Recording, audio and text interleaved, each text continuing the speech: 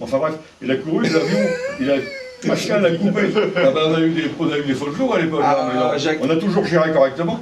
Mais le mec, son avion, le chien a voulu jouer avec l'avion, il a coupé le flanc chez le vétérinaire.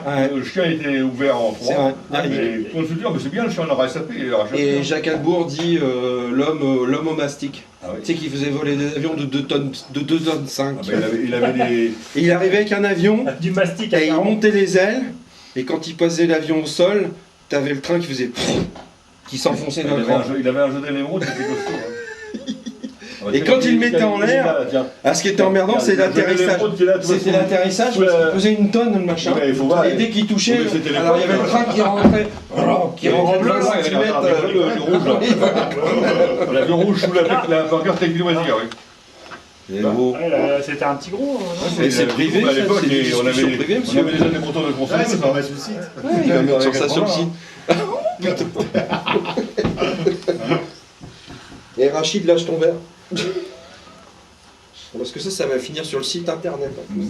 T'as pris un petit café? Non, mais M. Béret, c'était un homme qui était commandant de bateau en messagerie maritime. Ah, exact. Et le mec, il avait toujours avec lui, il était commandant de bateau, mais il avait toujours un second avec lui, et qui lui disait, mon commandant, on va virer dans 3 km. Alors il disait dans le sens de virer, et il virait 3 km. Et là, c'était pareil, quand il avait personne avec ses avions piloté, il virait 3 km. 3 km. Quand il perdait l'avion de vue, il avait déjà plus de radio. Il disait, Daniel, j'ai perdu mon avion. Et on a retrouvé l'avion à Stockville sur un tas de fumier. Mais l'avion pensait comme ça. Il me dit, comment vous avez fait? J'avais juste mis un article dans les informations des Boises. Avons perdu un avion, donc perdu une bombe. Il y a une dame qui m'a téléphoné en me disant, monsieur, on a retrouvé votre avion, il fait pas de fumier à la maison.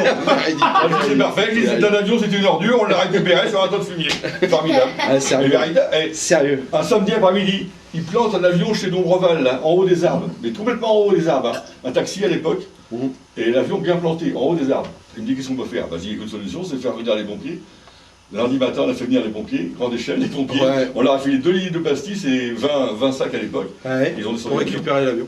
Avec la grande échelle. La grande échelle. Mais maintenant, on le ferait plus. Ils ne veulent même plus prendre les diguets. Alors, on ne plus chercher les chats. Il y a eu 100 €. À une époque, je lui avais conseillé de mettre un moulinet. C'est pas qu'ils font plus, c'est 100 € maintenant. Je lui dis, vous déroulez le moulinet, comme ça, si l'avion tombe là, on pourra toujours récupérer.